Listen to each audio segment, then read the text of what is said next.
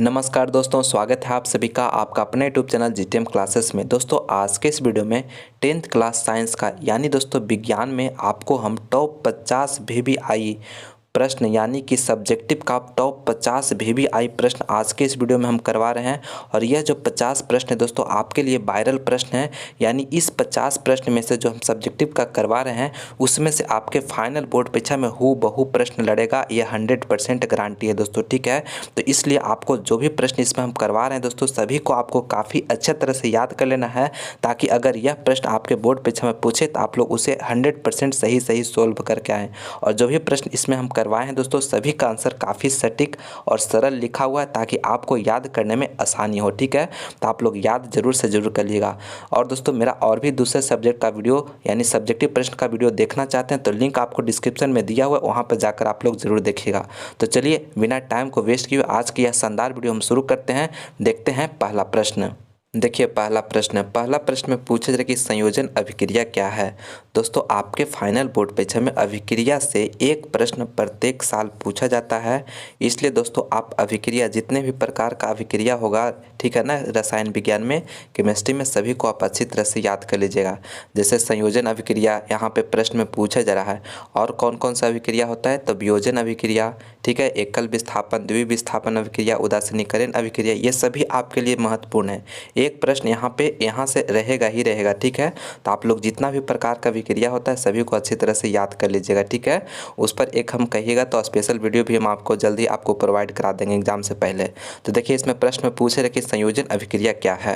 तो देखिए आपको आंसर लिखना है कि वैसे अभिक्रिया जिसमें दो या दो से अधिक पदार्थ परस्पर संयोग करके एक नए पदार्थ का निर्माण करते हैं तथा नए पदार्थ का गुण मूल पदार्थ के गुण से बिल्कुल अलग होता है, तो उस अभिक्रिया को संयोजन अभिक्रिया कहते हैं। यानी दोस्तों कि इसमें दो या दो से अधिक पदार्थ जो होगा ना संयोग कर यानी मिलकर एक नए पदार्थ का निर्माण करेगा, और जो नया पदार्थ बनेगा उस मूल पदार्थ का गुण जो रहेगा उससे बिल्कुल अलग रहेगा। ठीक है, तो उसी को क्या कहते हैं, संयोजन अभिक्रिया कहते हैं। देखिए आपको उदाहरण दिया हुआ है, उदाहरण आप एग्जाम में ज़रूर दीजिएगा दोस्तों, तो आपको फुल में से फुल मार्क्स ज़रूर से ज़रूर मिलेगा। ठीक है, उदाहरण ज़रूर दीजिएगा अगर अभिक्रिया पूछा जाएगा तो। देखिए पहला जो है कार्बन जो है ऑक्सीजन के साथ रिएक्शन कर रहा है तो क्या बना रहा है, कार्बन डाइऑक्साइड बना रहा है। इसी तरह से आप दो इक्वेशन यानी कि दो समीकरण और दिया हुआ है, इसे भी आप लोग याद रखिए, कम से कम दो जरूर लिखिएगा। ठीक है, चलिए अब अगला प्रश्न देखते हैं। अगला प्रश्न मेरा है, अगला प्रश्न में देखिए पूछा जा रहा है कि धातु के साथ अम्ल की अभिक्रिया होने पर सामान्यतः कौन सी गैस निकलती है, एक उदाहरण देकर समझाएं। ये भी काफ़ी महत्वपूर्ण प्रश्न है दोस्तों, आपके फाइनल बोर्ड परीक्षा 2022 के लिए पूछा जा रहा है कि धातु के साथ जब अम्ल का अभिक्रिया होगा तो सामान्यतः कौन सी गैस निकलेगी। तो देखिए आपको बताना है, आंसर दिया लिखा हुआ है कि धातु के साथ अम्ल की अभिक्रिया होने पर सामान्यतः हाइड्रोजन गैस निकलती है। यानी जब धातु का अम्ल के साथ रिएक्शन होता है तो कौन गैस निकलता है, हाइड्रोजन गैस निकलता है। देखिए उदाहरण पूछा जा रहा था एक, तो देखिए आपको दो उदाहरण दिया हुआ है। यानी जिंक का रिएक्शन H2SO4 के साथ होता है तो ZnSO4 बनता है और H2 बनता है। ठीक है, तो आपको ये इक्वेशन यानी उदाहरण एक दे देना है और एक ये दे देना है कि जब सोडियम का रिएक्शन HCl से होता है तो NaCl प्लस H2 बनता है दोस्तों। ठीक है, आप लोग दोनों उदाहरण जरूर से जरूर दे दीजिएगा, ताकि अगर आप इसमें यानी पूछा जा रहा था धातु अम्ल के साथ अभिक्रिया करता है तो कौन गैस बनता है, तो हाइड्रोजन गैस बनता है, और एक उदाहरण देना था तो एक उदाहरण दे देना है। आपको 2 मार्क्स एकदम आराम से मिल जाएगा इस तरह से अगर आप एग्जाम में लिख देते हैं तो। चलिए अगला प्रश्न अब देखते हैं। अगला प्रश्न देखिए पूछा जा रहा है कि विद्युत धारा क्या है, इसके एसआई मात्रक क्या होता है। ये भी काफ़ी महत्वपूर्ण प्रश्न है। विद्युत धारा क्या है, इसका एसआई मात्रक क्या होता है। आपको आंसर लिखना है कि किसी चालक में प्रवाहित होने वाले आवेश की प्रवाह की दर को विद्युत धारा कहते हैं। यानी विद्युत धारा का डिफिनेशन हो गया दोस्तों कि किसी चालक में प्रवाहित होने वाले आवेश की प्रवाह की दर को विद्युत धारा कहते हैं। और देखिए विद्युत धारा का एसआई मात्रक एम्पियर होता है। ठीक है, क्या होता है, एम्पियर होता है।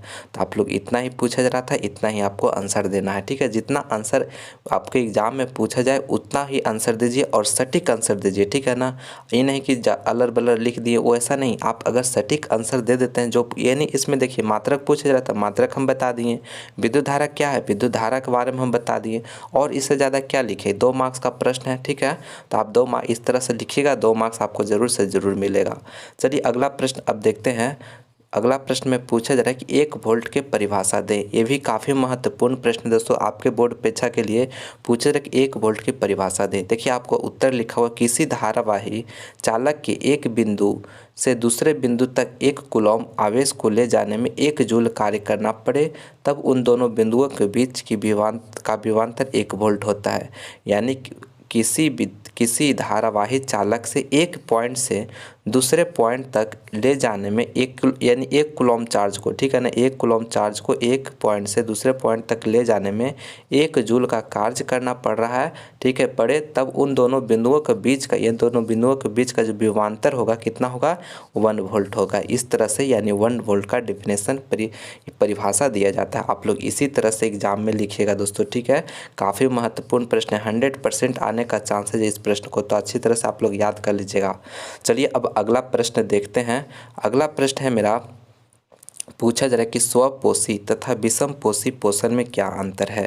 यानी दोस्तों स्वपोषी और विषमपोषी पोषण जो होता है इसमें क्या अंतर होता है।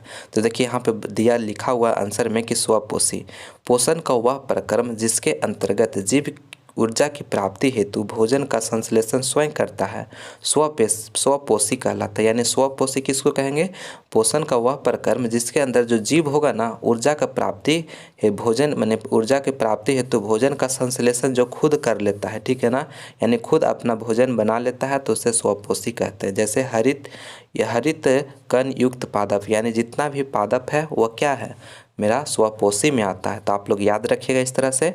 और देखिए अगला पूछा जा रहा था विषमपोषी। तो देखिए विषमपोषी पोषण का वह प्रक्रम जिसके अंतर्गत जीव ऊर्जा की प्राप्ति हेतु किसी दूसरे जीव पर आश्रित होता है, तो विषमपोषी कहलाता है। यानी कोई भी ऊर्जा प्राप्ति के लिए दूसरे जीव पर आधारित रहेगा ना, आश्रित रहेगा ना, तो उसको विषमपोषी कहते हैं, ठीक है। तो आपको इतना आंसर देना था। यानी पूछा जा रहा था स्वपोषी और विषमपोषी में अंतर बताना था, तो दोनों इस तरह से अंतर बता दीजिएगा, डेफिनेशन दोनों को लिख दीजिएगा, आपको फुल मार्क्स आपको मिल जाएगा।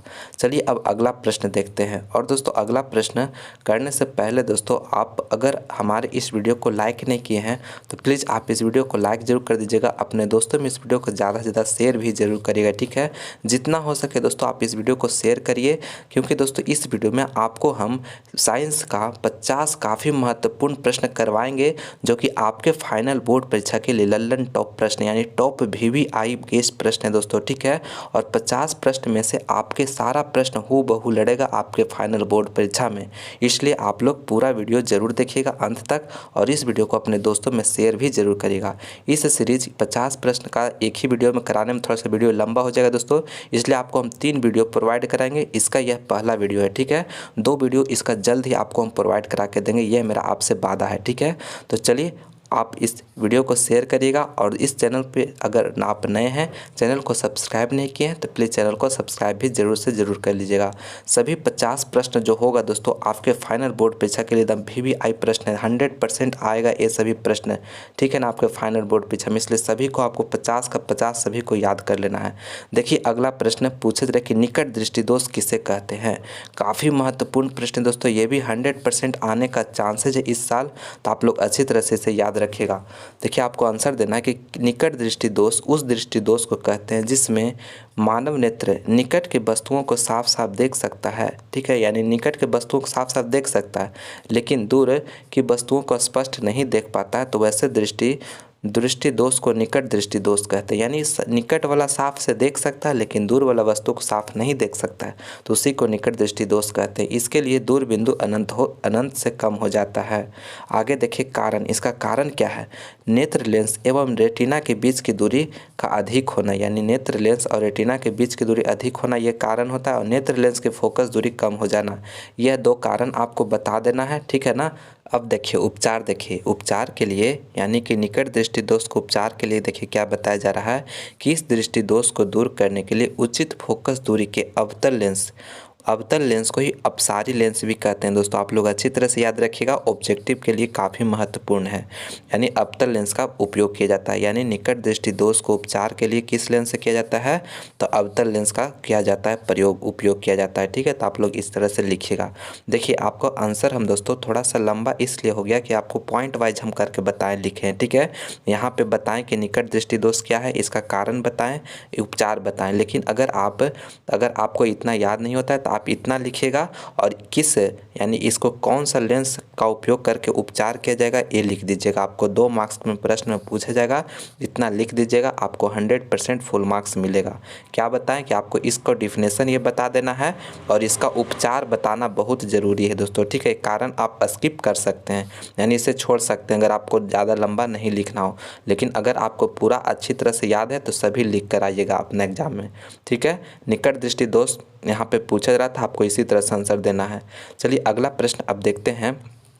अगला प्रश्न में देखिए पूछा जा रहा है कि प्रकाश वायु से 1.50 अपवर्तनांक की कांच की प्लेट में प्रवेश करता है तो कांच में प्रकाश की चाल कितनी है। काफ़ी महत्वपूर्ण प्रश्न। देखिए न्यूमेरिकल छोटा एक न्यूमेरिकल है दोस्तों, आपको 2 मार्क्स में ये न्यूमेरिकल प्रश्न भी पूछा जाता है। तो देखिए आपको क्या करना है, आपको आंसर देना है, तो सॉल्यूशन इस तरह से लिख लीजिएगा, ठीक है। सॉल्यूशन आपको हल बताना है, ठीक है, हल। तो देखिए यहाँ पे आपको दिया हुआ है दोस्तों अपवर्तनांक दिया हुआ है, क्या दिया, म्यू दिया हुआ, कितना, तो 1.5 दिया हुआ है, 1.5। तो 1.5 दिया हुआ है दोस्तों, जिसको हम लोग क्या लिख सकते हैं, 3/2 लिख सकते हैं, ठीक है ना, समझ रहे हैं आप। और फार्मूला आप लोग जानते होंगे कि म्यू इक्वल टू क्या होता है, C/V होता है, ठीक है। म्यू इक्वल टू क्या होता है, C/V होता है। और यहाँ पे हम लोग म्यू बराबर कितना दिया हुआ, 3/2 दिया हुआ है।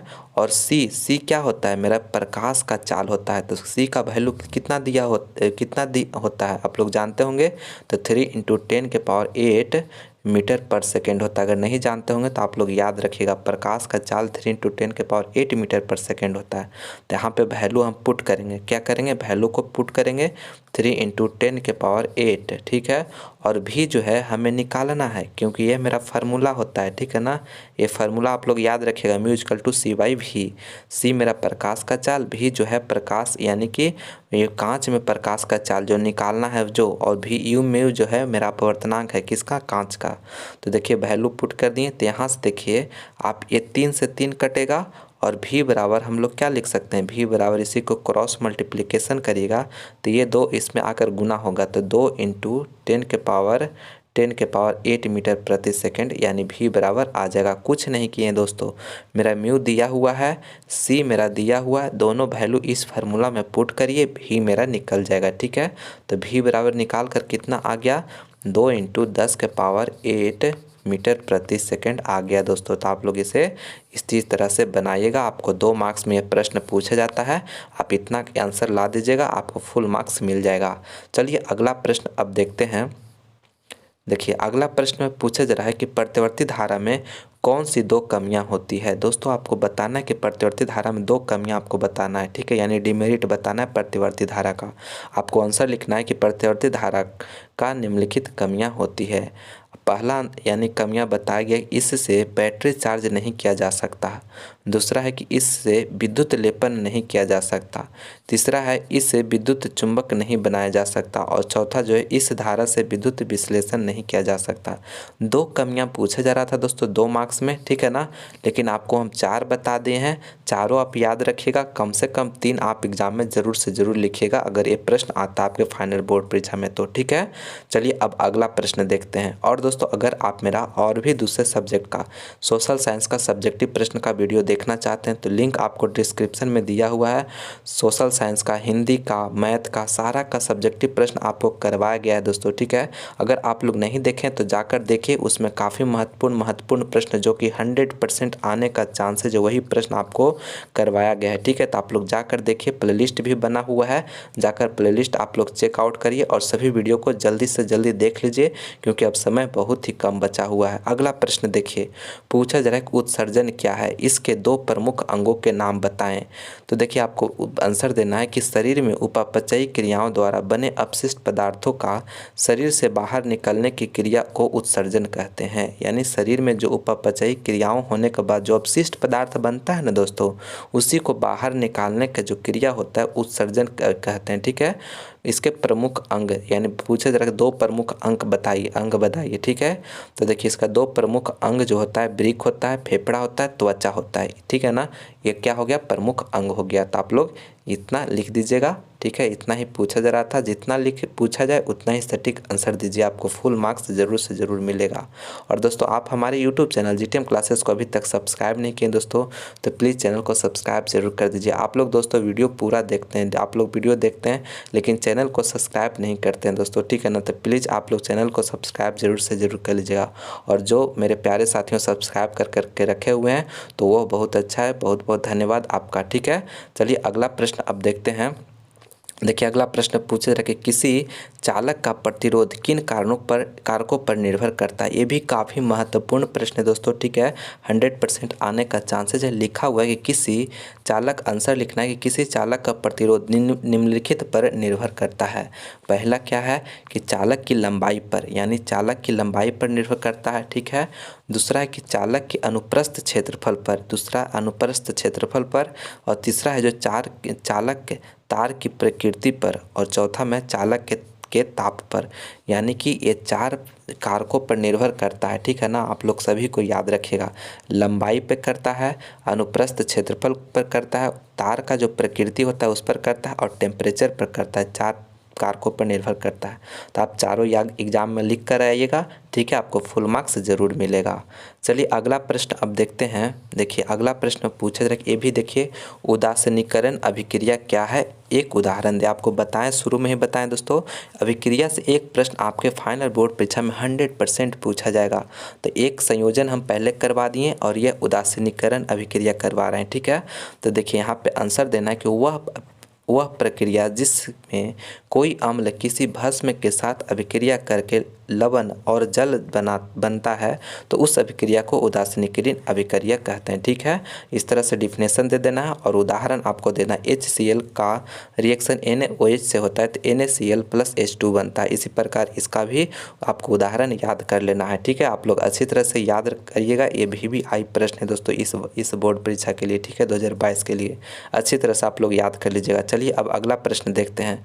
अगला प्रश्न में देखिए पूछा जाए कि रेलवे सिग्नल में लाल रंग का प्रयोग क्यों किया जाता है। काफ़ी महत्वपूर्ण प्रश्न है दोस्तों, आपको आंसर बताना है। देखिए आंसर लिखा हो कि रेलवे सिग्नल में लाल रंग का प्रयोग इसलिए किया जाता है कि लाल रंग का तरंगदैर्घ्य दूसरे रंगों की तुलना में सबसे अधिक होता है, जिसके कारण लाल रंग का विचलन सबसे कम होता है।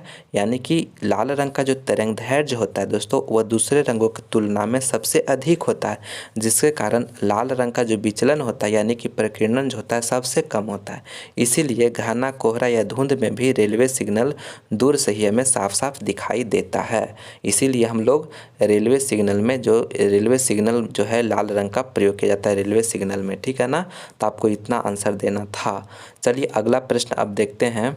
अगला प्रश्न देखिए पूछा है कि जस्ता के 2 अयस्कों के नाम एवं सूत्र लिखें। काफ़ी महत्वपूर्ण प्रश्न है दोस्तों।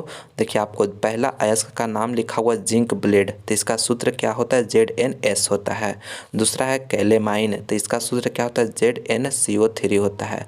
और अगला है जिंकाइट, तो इसका सूत्र क्या होता है ZnO होता है, ठीक है। यानी आपको प्रमुख अयस्क लिखा हुआ है और इसका साथ में सूत्र भी लिखा हुआ है, आप सभी अच्छी तरह से याद कर लीजिएगा। काफ़ी महत्वपूर्ण प्रश्न है, ठीक है। चलिए अगला प्रश्न अब देखते हैं। अगला प्रश्न, और दोस्तों आप हमारे यूट्यूब चैनल जीटीएम क्लासेस को सब्सक्राइब नहीं किए दोस्तों, तो प्लीज़ चैनल को सब्सक्राइब जरूर कर लीजिएगा। और दोस्तों अगर आप मेरा और भी दूसरे सब्जेक्ट का वीडियो, सब्जेक्टिव का, ऑब्जेक्टिव का, जो भी प्रश्न का वीडियो देखना चाहते हैं जिसमें हम टॉप VVI प्रश्न करवाए हैं दोस्तों आपके फाइनल बोर्ड परीक्षा के लिए, ठीक है, तो आप लोग नहीं देखें तो जाइए, प्लेलिस्ट बना हुआ है दोस्तों, चैनल के प्लेलिस्ट में जाकर फटाफट सभी को आपको तैयारी कर लेना है, क्योंकि अब समय बहुत ही कम बचा हुआ है। तो जाइए बिना देर किए हुए सभी वीडियो उसे भी आप लोग इस वीडियो को देखने के बाद ज़रूर देखिएगा। देखिए अगला प्रश्न पूछे जा रहा है कि प्रकाश संश्लेषण क्या है, इसका रासायनिक समीकरण लिखें। काफ़ी महत्वपूर्ण प्रश्न दोस्तों आपके फाइनल बोर्ड परीक्षा के लिए। आपको आंसर लिखना है कि सूर्य के प्रकाश, कार्बन डाइऑक्साइड और जल की उपस्थिति में पौधे को भोजन बनाने की क्रिया प्रकाश संश्लेषण कहलाती है। यानी कि सूर्य का प्रकाश, कार्बन डाइऑक्साइड और जल की उपस्थिति में पौधा जो अपना भोजन बनाने का जो क्रिया होता है उसी को क्या कहते हैं, प्रकाश संश्लेषण कहते हैं। क्लोरोफिल युक्त पौधे अपना भोजन स्वयं निर्मित करते हैं, इसलिए पौधे को स्वपोषी कहते हैं। यानी जितना भी क्लोरोफिल युक्त पौधे हैं ना वो अपना भोजन स्वयं बना लेता है, इसलिए पौधे क्या होते हैं, स्वपोषी होते हैं। और देखिए प्रकाश संश्लेषण संश्लेषण के दौरान ये अभिक्रिया होता है। अभिक्रिया आपको ये लिखना बहुत ही ज़रूरी है, ठीक है ना। 6CO2 + 6H2O यानी रिएक्शन होता है तो क्या बनता है, C6H12O6 + 6O2 बनता है, ठीक है ना। तो आप लोग इस तरह से इसका इक्वेशन भी आप यानी समीकरण भी जरूर लिख दीजिएगा। चलिए अब अगला प्रश्न देखते हैं। अगला प्रश्न में पूछा जा रहा है कि 4 ओम और 12 ओम के दो प्रतिरोधकों को समांतर क्रम में जोड़ने पर समतुल्य प्रतिरोध की गणना करें। काफ़ी महत्वपूर्ण प्रश्न है, ठीक है। आपको देखिए दोनों हम बता दे रहे हैं दोस्तों। पहले फार्मूला अगर आपको समांतर क्रम में यहाँ पे पूछा जा रहा है ना, समांतर क्रम, पहले हम श्रेणी क्रम के लिए आपको फार्मूला बता दे रहे हैं। श्रेणी क्रम के लिए अगर रहेगा प्रतिरोध तो R इक्विवेलेंट बराबर समतुल्य प्रतिरोध बराबर क्या होता है, R1 प्लस के R2 होता है। कब, जब श्रेणी क्रम में रहेगा तब, ठीक है ना, R2। इसी तरह से अगर और रहेगा तो R3 आगे बढ़ता चला जाएगा। और जब समांतर क्रम में रहेगा तो 1/R इक्विवेलेंट बराबर 1/R1 + 1/R2 + 1/R3 इस तरह से होता है, बढ़ते जाएगा प्लस में, ठीक है। कब, जब समांतर में रहेगा तब, ठीक है ना, समांतर में रहेगा तब।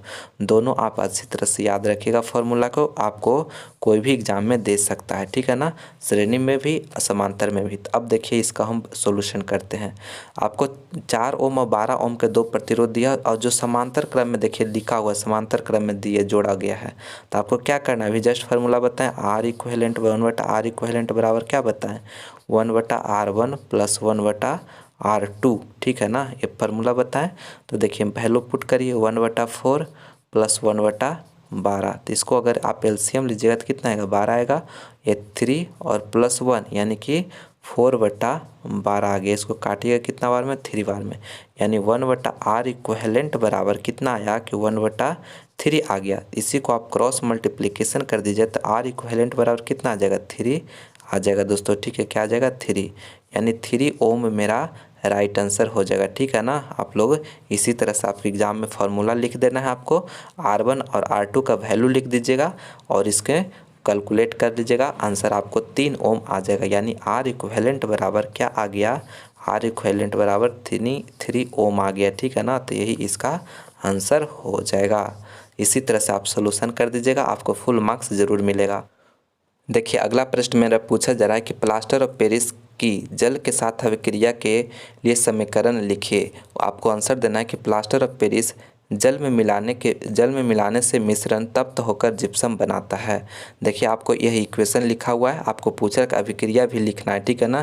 तो आपको समीकरण इस तरह से लिख देना है, CaSO4 का होल 2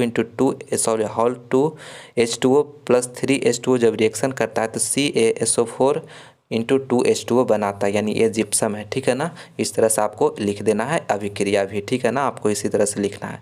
चलिए अब अगला प्रश्न देखते हैं। अगला प्रश्न में पूछा है कि 1 एम्पियर की परिभाषा दें। और दोस्तों अगर आप मेरा और भी दूसरे सब्जेक्ट का सब्जेक्टिव यानी कि सब्जेक्टिव प्रश्न का वीडियो देखना चाहते हैं, साइंस का, हिंदी का, संस्कृत का, सोशल साइंस का, मैथ का, सभी का आपको लिंक डिस्क्रिप्शन में दिया हुआ है, जाकर वहाँ पर देखिए जल्दी, क्योंकि अब समय बहुत ही कम बचा हुआ है, ठीक है ना। और यह इस वीडियो में आपको हम टॉप 50 प्रश्न साइंस का प्रोवाइड कराएंगे, ठीक है ना। जिसका यह मेरा पहला वीडियो है, 2 वीडियो इसको और ही आपको जल्दी प्रोवाइड कराएंगे, उसे भी आप लोग जरूर से जरूर देखिएगा। इसमें आपको टॉप 50 प्रश्न, सिर्फ वही प्रश्न हम करवा रहे हैं जो कि आपके फाइनल बोर्ड परीक्षा में 100% आने का चांसेज है दोस्तों, ठीक है ना। तो आप लोग वो 2 वीडियो भी जरूर से जरूर देखिएगा। देखिए इस प्रश्न में पूछा रहा है कि 1 एम्पियर की परिभाषा दे। तो देखिए आपको लिखना है आंसर में कि यदि किसी विद्युतीय परिपथ के किसी बिंदु किसी अनुप्रस्थ क्षेत्रफल से 1 कूलम आवेश प्रति सेकंड प्रवाहित हो तो प्रतिपथ की प्रवाही धारा जो होगी की प्रबलता जो होगा 1 एम्पियर होती है। यानी 1 एम्पियर बराबर 1 कूलम बटा 1 सेकेंड। इस तरह से आपको आंसर दे देना है, ठीक है। यानी इसका डेफिनेशन पूछा जा रहा था, इसी तरह से आप आंसर लिखिएगा, 2 मार्क्स में फुल में से फुल आपको मिल जाएगा दोस्तों, ठीक है। सभी प्रश्न इसमें यानी कि दोस्तों फाइनली हम सभी प्रश्न इसमें जो आज सिलेक्ट करके लाए पूरा करवा दिए हैं। सभी प्रश्नों का आंसर आपको पूरा सटीक और शानदार लिखा हुआ है, एकदम सरल भाषा में लिखा हुआ है। आप इसी तरह से एग्जाम में लिखिएगा ताकि आपका जो कॉपी चेक करने वाला टीचर हो वो फुल में से फुल मार्क्स आपको बैठाए दोस्तों, ठीक है। और हर हालत में दोस्तों हमको पूरी अच्छी तरह से आपको याद कर लेना है आपको, क्योंकि दोस्तों हम आपके लिए इतना मेहनत करके आपके लिए हम क्वेश्चन लिख कर ला रहे हैं, तो आपका भी काम है दोस्तों कि आप मेहनत करके सभी प्रश्नों को आपको याद कर लेना है, ठीक है। ताकि जो आपका एग्जाम में प्रश्न रहे तो आप 100% एकदम क्वेश्चन को एकदम फोड़ कर आइए, यानी कि लिख कर आइए अच्छी तरह से, ठीक है। तो चलिए आज के वीडियो में बस इतना ही। मैं उम्मीद करता हूँ कि यह वीडियो आपको पसंद आएगा, तो प्लीज़ आप इस वीडियो को लाइक करें, अपने दोस्तों में ज़्यादा से ज़्यादा इस वीडियो को शेयर करें। और आप हमारे यूट्यूब चैनल जीटीएम क्लासेस को अभी तक सब्सक्राइब नहीं किए हैं तो प्लीज़ चैनल को सब्सक्राइब करके बेल आइकन भी प्रेस ज़रूर से ज़रूर कर लीजिएगा। चलिए दोस्तों, आप लोग इसी तरह से मन लगाकर पढ़ाई करते रहिए ताकि आपका जो टारगेट है, माँ बाप का जो सपना है, उसे आप पूरा कर सकें। मिलते हैं हम अगले वीडियो में। इस वीडियो को देखने के लिए बहुत बहुत धन्यवाद। जय हिंद, जय भारत।